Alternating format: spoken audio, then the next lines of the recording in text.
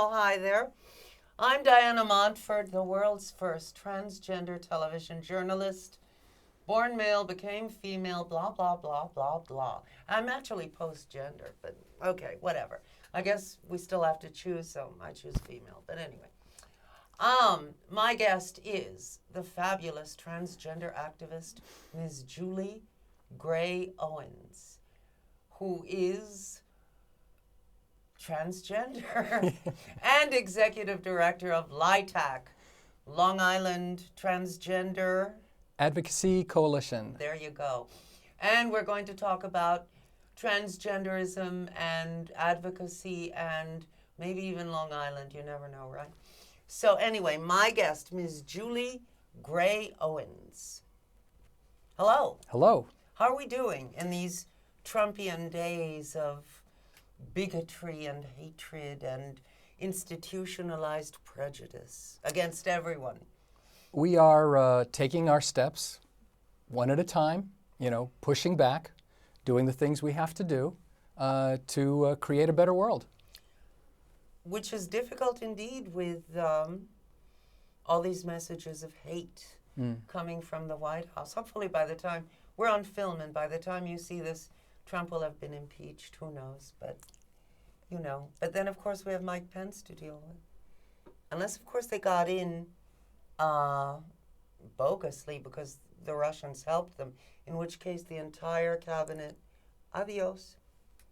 They're all out. We could only wish. Yes. We could only But wish. let's talk about us. Okay. How do you advocate for trans people? How do you normalize the transgender experience for non-transgender folk? I think the biggest thing that we have to do is create visibility.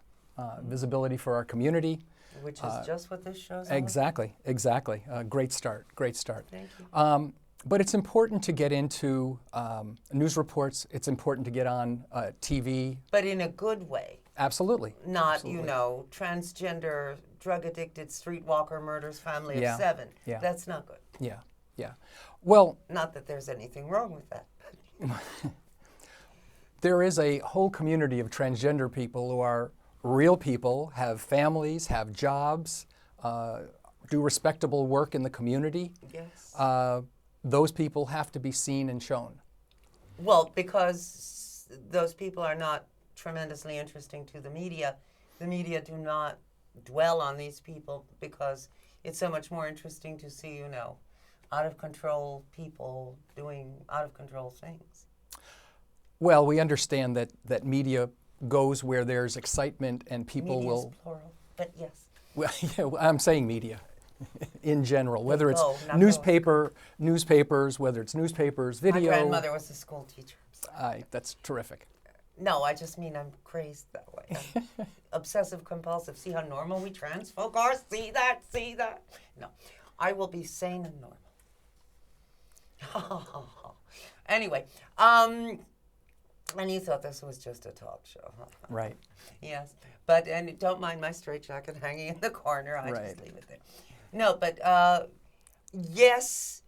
Well, okay. Take this show for example. Now we have every trans person I can find on this show.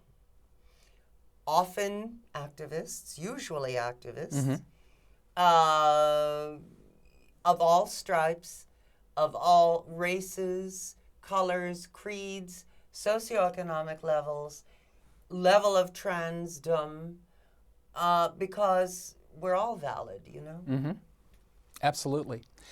I think the biggest thing is that the general public is just not aware of the transgender community. It's been this mystery. It's getting better, obviously. There's a lot of coverage now for transgender issues, be they political or regarding schools and so forth. Why do you think that is? I think they're discovering us, and I do think there's an attraction to wanting to cover transgender issues because it's a hot topic right now. Would that be because of Caitlin and Laverne? Sure, absolutely. I think that's... Both of whom watch the show, so be nice to them. Well, No problem there. But my point is that I think that that's actually helped, and it's a a snowball that slowly gets bigger and bigger and bigger, and that's what we're hoping to do is continue to gain mass, to gain visibility, and to be able to have the general public be aware of our issues and the things that are happening to us. And also the fact that we do not eat newborn babies for breakfast. Yeah. That we are more, all of us, we're all more alike than we are different. Well, you have to remember probably prior to early 2000s, most representation of transgender people where we were psychos or horrible people that did horrible things. Yes. I think of Silence of the Lambs as an example of a terrible situation where, people would walk away and with those ideas out there and with politicians continually vilifying our community, especially in regard to, the bathroom issues. Yeah. Because, for example, New York Assembly member Richard N. Gottfried has, and I met you at a meeting he was chairing, has always been very positive, and many others, Danny O'Donnell, many others. But you will never hear them vilify our community. No, never. That's my point. Exactly. There are definitely... They're great with us. Absolutely, absolutely. But there are people who do harm to us. Well, Trump. Cruz. Marco Rubio, who's said to be gay, actually, which is strange that he would... Well, I suppose he has a wide stance. He's, trying to deflect, whatever. But now... You said that we're all normal people. We're not all normal. Many are not. But that could be due to the fact that society keeps trans folk from gainful employment, often from education. I can't tell you how many people I've interviewed who told me that they had to quit school because they were beaten or bullied or somehow traumatized. Well, when I say normal, I just mean they are real people. And you can be uneducated and be real people. Actually, you can that's be forced, probably the way to be the most real. Right, exactly. So I guess when I say normal, I don't mean like what I guess people think of normal, white bread. I don't mean that. Yeah. What I'm talking about is that we're human beings, that many of us may have families, that we have wants and loves and goals, hopefully, and lives that are valuable. Now, you, for example, are the embodiment of bourgeois respectability. Would you say that that helps you and, by extension, the entire trans community because they say, well, she looks like the neighbor? Probably. And I consider it a privilege that I'm able to, put on a front that people can relate to. We were standing outside on the street before we started shooting.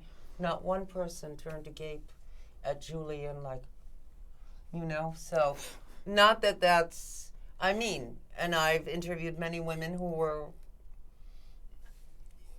on a different place in the transgender food chain, for want of a better term, and people do gape at them, and they often gape at me, not necessarily because they read me, but because my style is so damn strange. But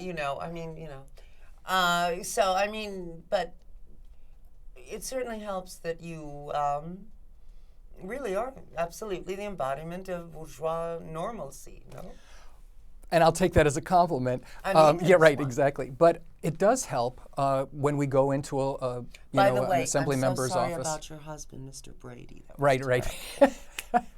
AIDS, who knew? My God. Who knew, exactly. But seriously, it does help me send a message, especially when I'm dealing with senators, assembly members, and so forth. It helps send a message. Yes. It does. It really does. And as you know, I have had my innings with political folk and have not been treated at times with quite the level of respect that you enjoy. I'm lucky in that way. And again, it's a privilege that I just happen to have. It's not, thank God for it. And it allows me to do the work and to be, I think, more effective because of it. So, there's fun times. I'm a trans woman. I love to dress up too.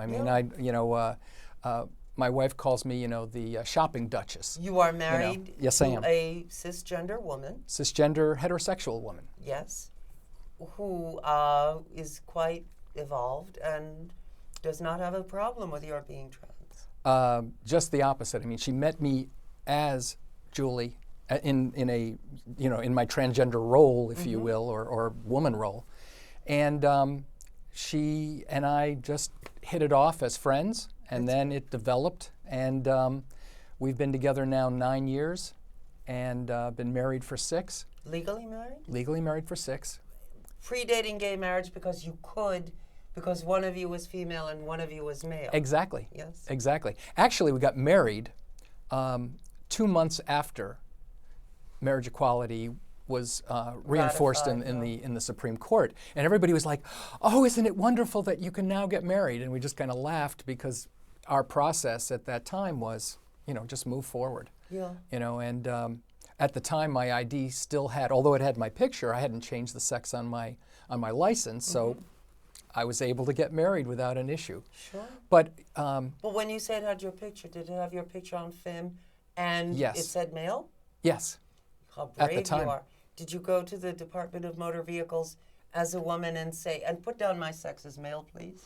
no. What I did was, it was actually steps. The first thing I did was get my picture retaken because I lost my license. Okay. So that was the starting point. And then down the road, I had an opportunity to be employed as my femme self. Right. And I had a letter, so I was able to take the letter to motor vehicle and have them change the sex. Do you mind if I ask you how you were employed, what you were doing? Oh, I did retail. I loved it. Yeah, I did I've retail. done I loved that. it. Yeah, I've sold I really cosmetics. enjoyed it.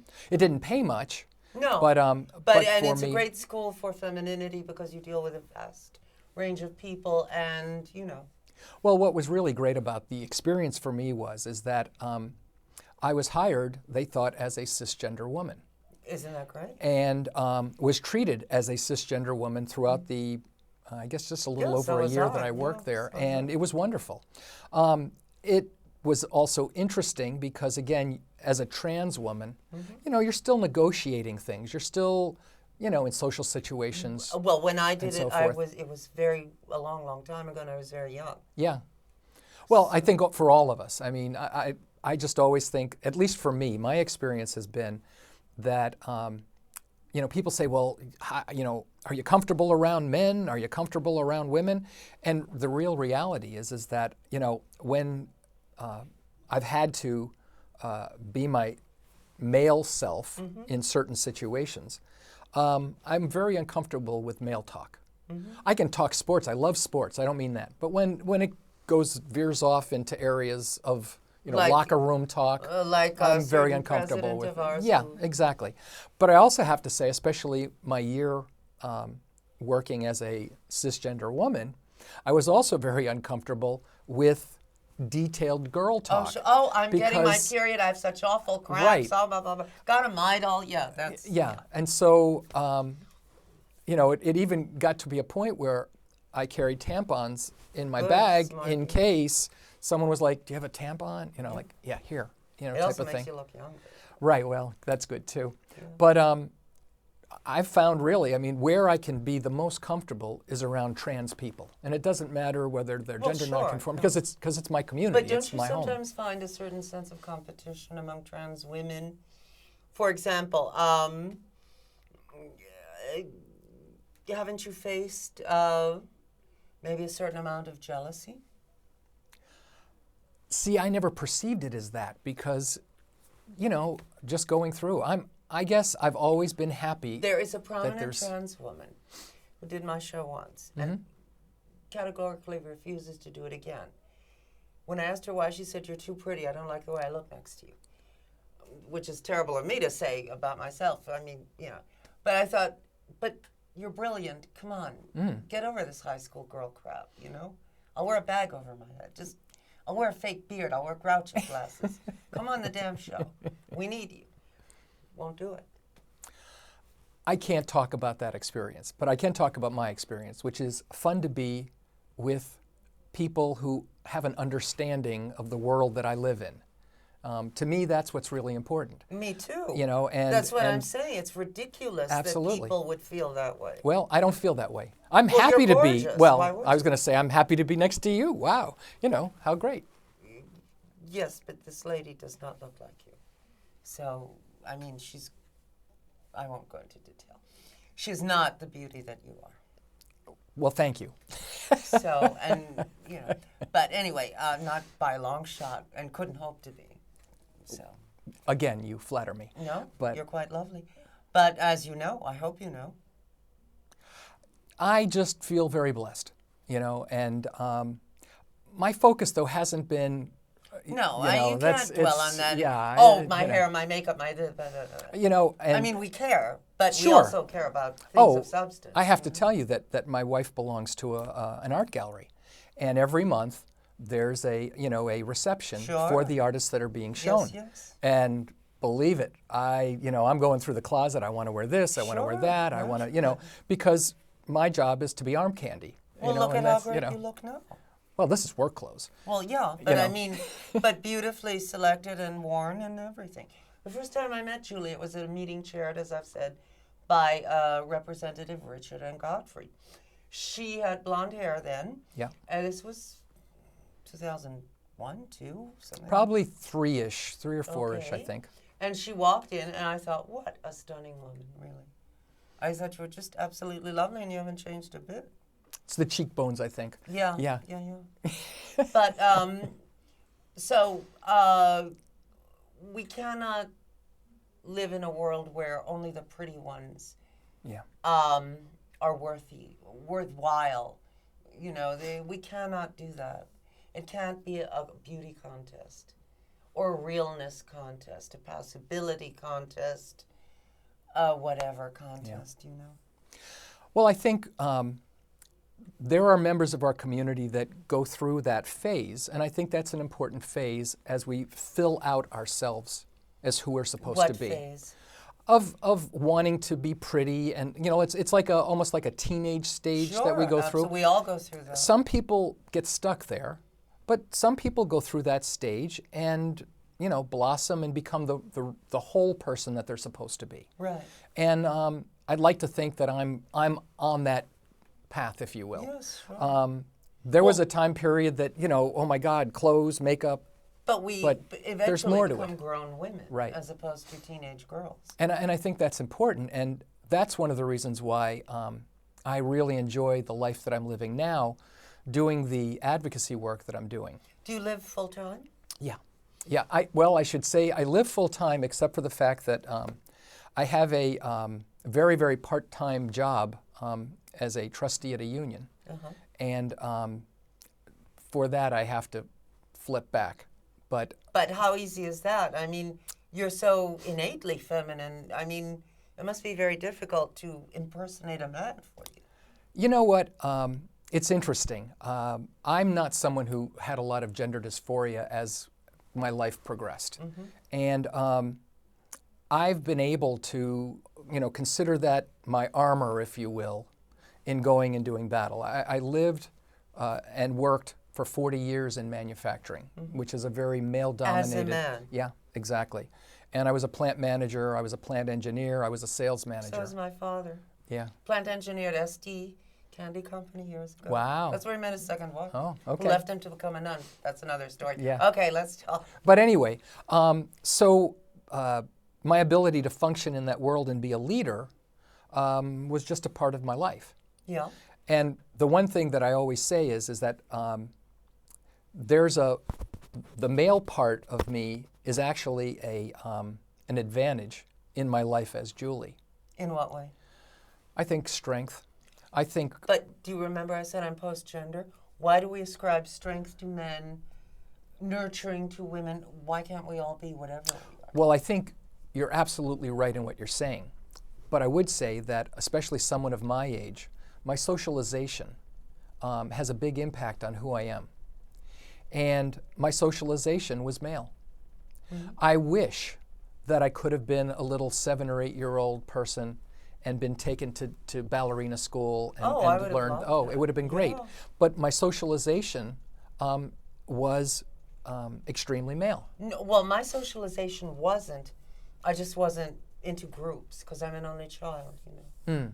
Well, I was the oldest of 4. So you're and that's used a to complete dealing with yeah, people. and that's a Yeah. and I'm used to leading Yeah. on top of exactly. that, you know. So that's a whole nother thing. But my drive I can remember as a freshman in high school, was to eventually be a plant manager in a manufacturing company. That's great. And you certainly knew what you wanted to do early. Absolutely. And so for a lot of people, you know, they go through high school, gee, I don't know what I want to do, and they even go into college. Well, I mean, by freshman year in high school, I knew I wanted to get an industrial I engineering wanted degree. to be Jean Harlow, but that seemed unlikely, you know. You still have time. Some people would say I outstripped her in some ways. But anyway, so certainly not in beauty, but in other more interesting ways. But anyway, now, where do you see your life going? Well, it's always interesting because you never, you know, you plan out or plot out what you think it's going to be. You're only 3 years older than I am. Right. So our socialization was not, although we have very different families. Right, right. You come from a very bourgeois background. Yeah, lower middle class. I mean, I was the first person in my family to go to college. So that was a big deal. And I got my master's shortly after I got my engineering degree. I got an MBA. So education was, was there for me. There was an opportunity to be able to do that. Yes, but if you remember when we were young, they didn't have these confiscatory student loans that they have now that Oh, God, people no. will be paying until they're our age. No, there's no question about Which it. is And crazy. I was living in New Jersey, and I was able to go to Rutgers, and I put myself through. But we're talking about a time when I think the 70s. I think my cost of credits was like $50 to $80 a credit or something. Exactly. Now, I mean, If you don't have $50,000 a year at least, right. you'd better, you know. Well, when I put my daughter through college at Rhode Island, I mean, we had to take a second mortgage. Can you believe It this? was insane. Now imagine if you had 5 or 6 kids. What would you do? Well, she would have not gone to Rhode Island. She would have had to go to a New York State school. Sarah Ten Barber Yeah, College, right, maybe. yeah. I mean, you know, but no, but you come from a very normal family. That's not. Well, to a degree. I mean, my mother was a little off the wall, but the background, Weren't most women? I mean, they were trapped in being women in a time when that was awful. Yeah, yeah. I think so, and I think that was part of it. I also think that, you know, I talk about it with my sisters and my brother, and you know, we're pretty sure that my mother was a lesbian, and so, you know, going through and having to live that middle class life of the 1960s and having to be a certain way, you know, she might have been happier, but then I wouldn't necessarily be around if she had, you know, true. So. You know, life is what it is. People married as a matter of course in those days. Yeah, So, yeah. exactly. Maybe they felt like if they were getting married, they might be cured. I mean, you know, Caitlyn Jenner talks about that all the time. I was told years ago by a very kind teacher who had been in the Army, and he liked me, and he said, you know what, you should join the Army when I was 14. And he also said, and listen, when you jerk off, just before you come, think of a woman. It'll save you. He meant well. He meant well. You know? God bless him. And he used the word jerk off. So he was a very nice man, you know. Just trying to help. Yeah, it didn't work. Right. And I didn't enter the Army, obviously. Right. But Thank God for that too. yeah. You know. I come from a long line of nonconformists, and my mother once told off a nun by saying my son is a nonconformist when I walked out of a schoolyard because I was being bullied and went home. And so it's funny that we're both trans, yet I come from a very sort of non-conforming family, and you come from the American ideal. Mm-hmm. Mm-hmm. Yet, oddly, we're both trans, you know? Because I really don't think who your parents are or what they are have any impact on you being transgender. I agree, and that's, You know. We come in all shapes, sizes, Exactly. backgrounds, whatever, you know? Yeah, exactly. So, you know, viva la différence. You know. Yes, yes. So now, to trans people out there, let's say someone is married, excuse me, not necessarily living in Long Island, living wherever you're seeing this. We live stream all over the world, so wherever you're seeing this, these people are married, they have children, yet they're trans. It would be very difficult for them to come out. What would you say to them? Well, I would say the first thing they need to do is look at their life and be happy.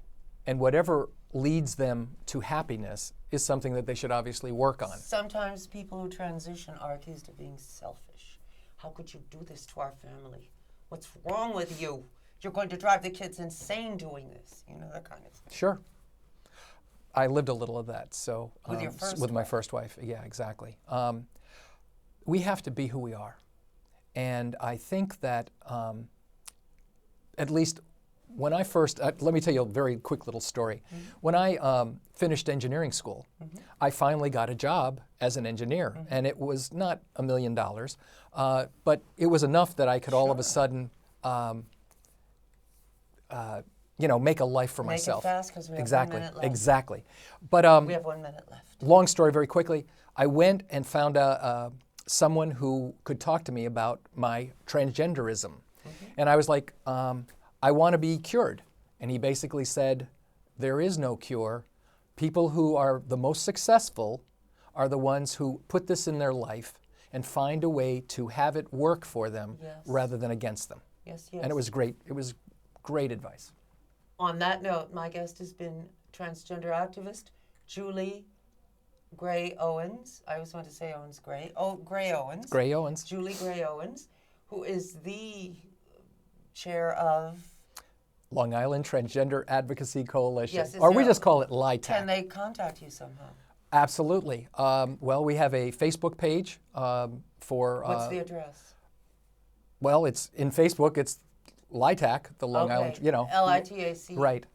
Anyway, I'm Diana Montfort. This has been the Diana Montfort Show. Hey, even if no one else loves you, I love you, and I don't care what you look like, how big you are, how small you are, whether you're trans, non-trans.